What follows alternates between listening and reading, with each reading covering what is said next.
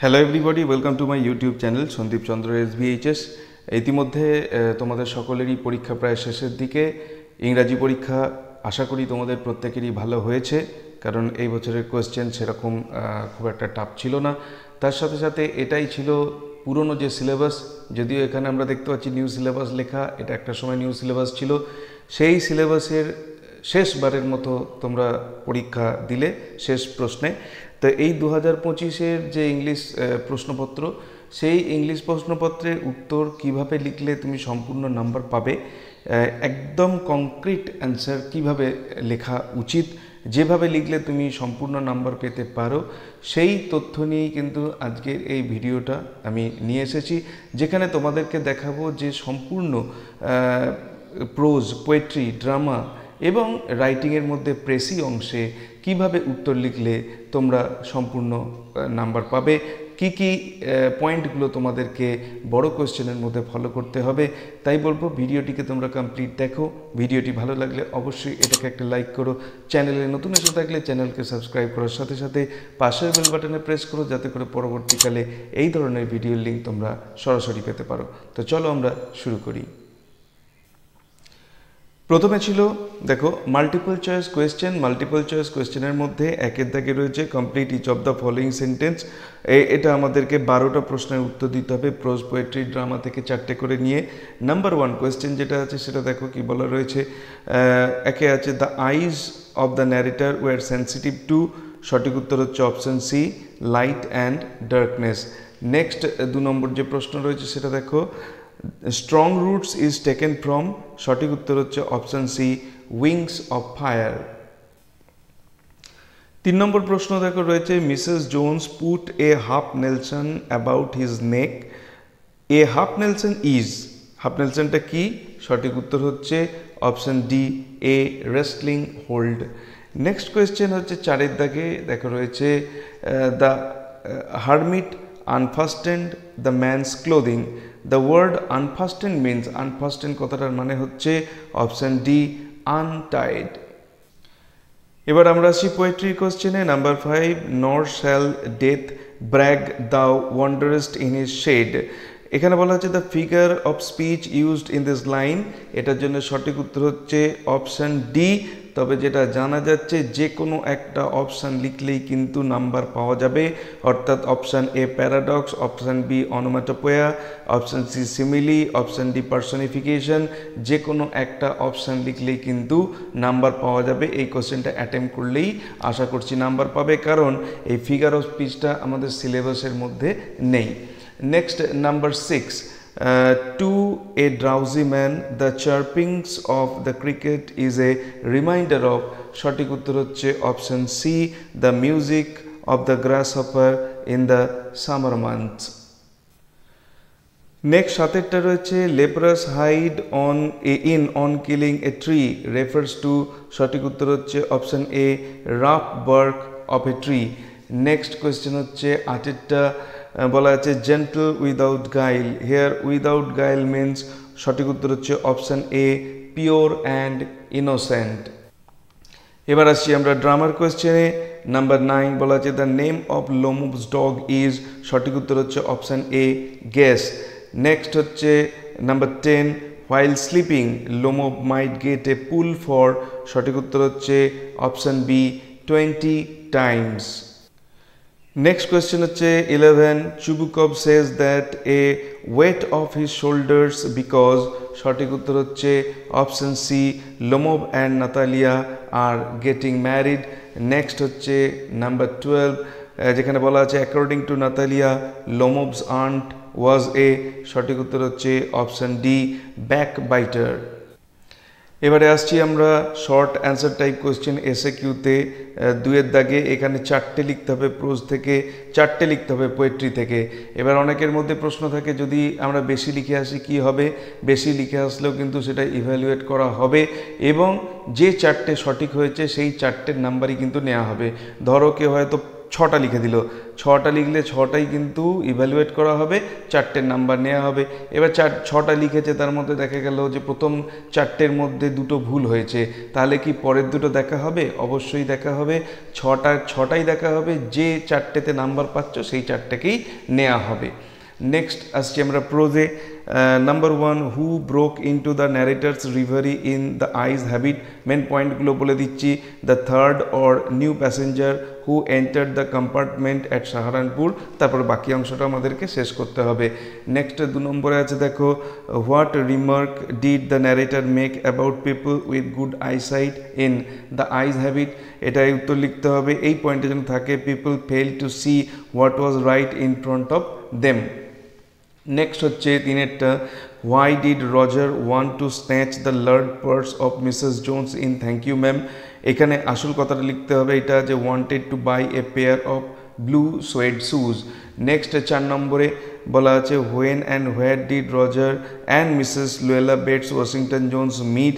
এটার জন্য লিখতে হবে অ্যাট 11 o'clock, এই তথ্যটা থাকতে হবে। আর বিসাইড দ্য সাইড ওয়াক, এই কথাটাও কিন্তু উত্তরে থাকতে হবে। নেক্সট 5-এরটা, in the 3 questions why did the tsar put on simple clothes. এটার জন্য অ্যান্সারে এটা থাকতে হবে, the hermit met only common people or the hermit met none but the common folk. এরপরে 6-এরটা, the where did the tsar crouch down. এটাই answer ফিগারটা হচ্ছে on the threshold of the hermit হাট। নেক্সট 7-এরটা, in which town was Kalam born. এটার জন্য লিখতে হবে Rameswaram in erstwhile Madras state. এবং 8-এরটা বলা আছে, how did Kalam's father convey complex spiritual concepts. এটাই লিখতে হবে মেন যেটা, সেটা হচ্ছে in simple down to earth Tamil. Next আসছি আমরা পোয়েট্রিতে। পোয়েট্রিতে একটু অ্যান্সারগুলো বড় আছে, দেখো, how does the poet describe the soldier's bed. অ্যান্সারে লিখতে হবে, the poet describe the soldier's bed as worm, green and sunsoaked. Next 10-এরটা, which part of the tree is the most sensitive. Answer হচ্ছে the root is the most sensitive part of the tree. Next 11-টা, who or what shakes the darling birds of May. Answer লিখতে হবে, the rough winds shake the darling birds of May. Next হচ্ছে 12টা, according to kids what is ever continuous. উত্তর হচ্ছে according to kids the poetry of earth is ever continuous. Next 13টা, according to Shakespeare what has all too short a date. Answer হবে according to Shakespeare summer's lease has all too short a date. Next question 14টা, what does Rimbaud say about the soldier's age. Answer লিখতে হবে according to Rimbaud the soldier is very young, বা এটা আমরা বলতে পারি tender age. Next 15টা, what has the tree been absorbing for years. এখানে লিখতে হবে answer, the tree has been absorbing years of sunlight, air, water and nutrients. Next হচ্ছে 16টা, who continues the poetry of earth in winter. Answer হবে the cricket continues the poetry of earth in winter. এরপরে আসছি আমরা broad টাইপে। এখানে 2টো question লিখতে হবে প্রোজ থেকে, 2টো কোশ্চেন লিখতে হবে পোয়েট্রি থেকে, আর একটা হচ্ছে ড্রামা থেকে। আমি মেন হিন্টের জায়গাগুলোকে বলবো। প্রথম আছে প্রোজ থেকে যে কোয়েশ্চেনটা, yes October is the best time. এর দাগে কোয়েশ্চেন হচ্ছে, who is the speaker here. Answer হচ্ছে the narrator of the story the eyes habit. বিয়েরটা, on what occasion is the remark made and to whom. Answer লিখতে হবে আমাদের, after the lady passenger statement that she love the hills specially in October. তারপরে বাকিটাকে শেষ করতে হবে। Next এর পরের পার্ট হচ্ছে, why is October the best time. Answer হবে হিলস কাভার্ড উইথ, এই পয়েন্টগুলো মেনটেন করবে, hills covered with wild dahlias, delicious sun, log fire, drink brandy, tourist gone, roads quiet and deserted. এই কথাগুলো যেন তোমার লেখার মধ্যে থাকে। নেক্সট প্রশ্ন হচ্ছে, the woman did not ask the boy anything about where he lived. এর সঙ্গে প্রশ্ন হচ্ছে, who is the woman. Answer হচ্ছে Mrs Luella Bates Washington Jones or Mrs Jones. Next বিয়ের দাগে আছে, what is the name of the boy. এটা হচ্ছে রজার। নেক্সট 3-এর দাগে হচ্ছে, why did the woman not ask the boy anything about where he lived. এটার জন্য অ্যান্সারে এটা থাকতে হবে, the question might embarrassed him. Next হচ্ছে, what did the woman say instead. এর জন্য অ্যান্সার লিখবো about a job in a hotel beauty shop, about the nature of work, what kind of people came there. এই কথাগুলো যেন তোমার উত্তরের মধ্যে থাকে।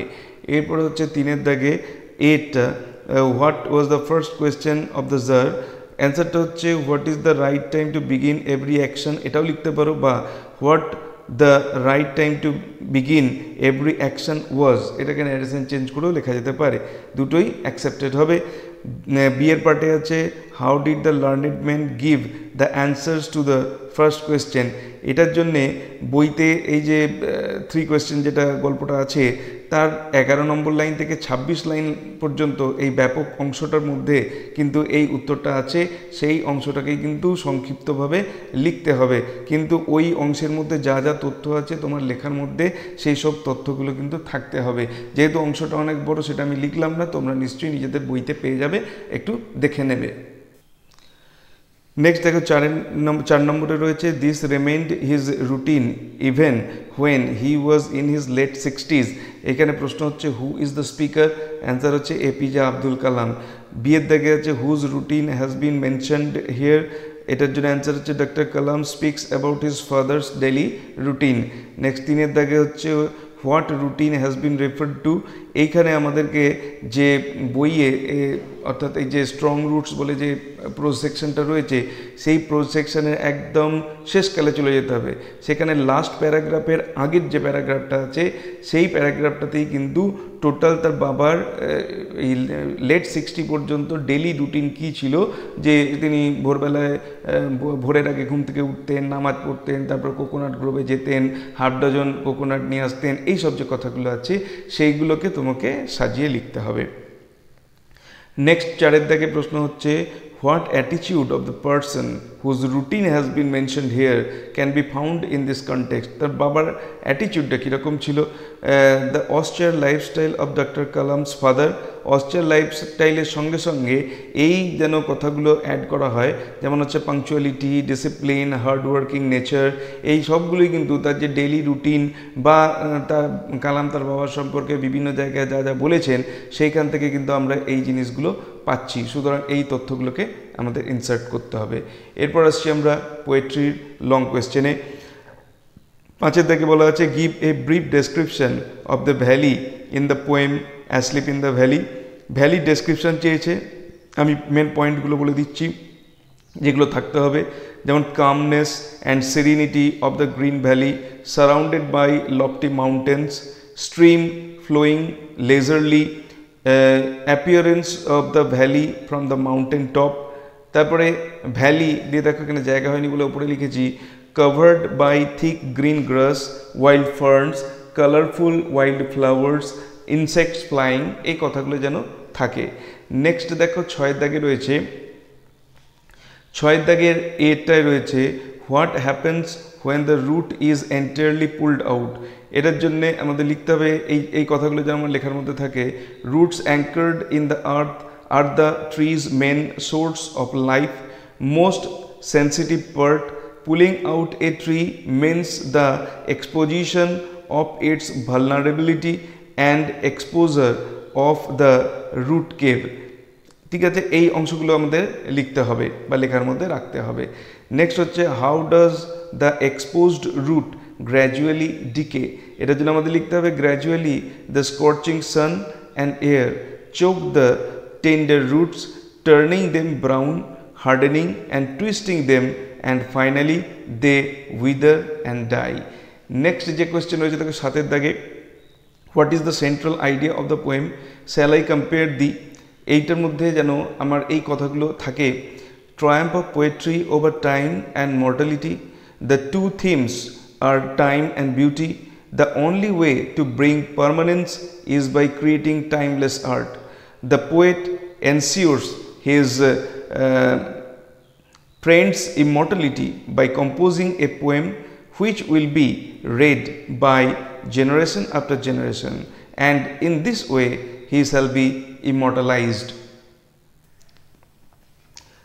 Next 8 প্রশ্ন দেখো, এটা briefly describe how the grasshopper continues the poetry of earth in summer।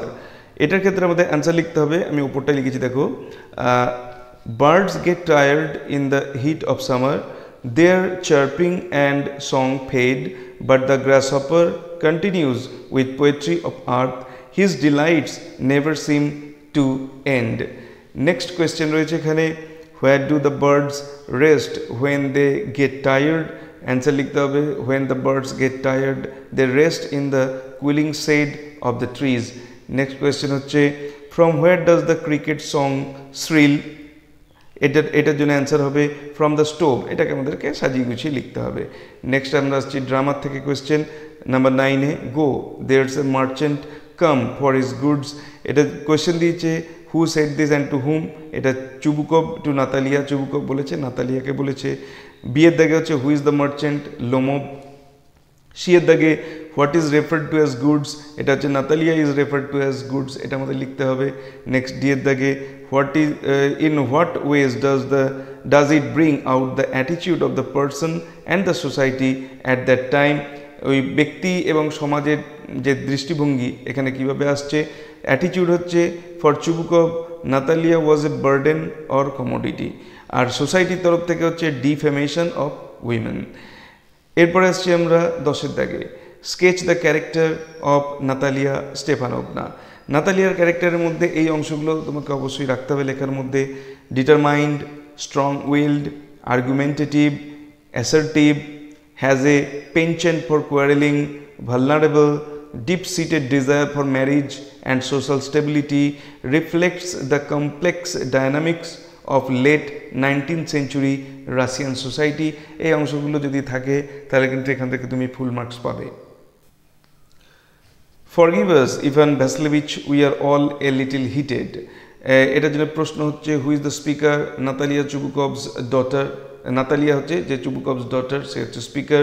বিয়েটা হচ্ছে who are referred to by us. এখানে লিখতে হবে all three characters, Lomov, Natalia, Chubukov, তিনজনেই কিন্তু উত্তেজিত হয়েছিল। নেক্সট ইয়ার দাগে why were the persons referred to as a little heated. এটার জন্য অ্যান্সার লিখতে হবে quarrel over ownership of oxen meadows. Next ডিএটা হচ্ছে why does the speaker ask forgiveness. এটা আমাকে গুছিয়ে লিখতে হবে এইভাবে যে seeks forgiveness to pacify Lomov and validate his marriage proposal. Next আসছে আমরা ডু অ্যাজ ডাইরেক্টেড অর্থাৎ গ্রামারের প্রশ্নে। দেখো প্রথমটা আছে, একেরটায় দেখো I wanted a pair of blue suede shoes, কোটেশনে আছে said the boy, narration change করতে হবে। অ্যান্সার হবে the boy said that he had wanted a pair of blue suede shoes.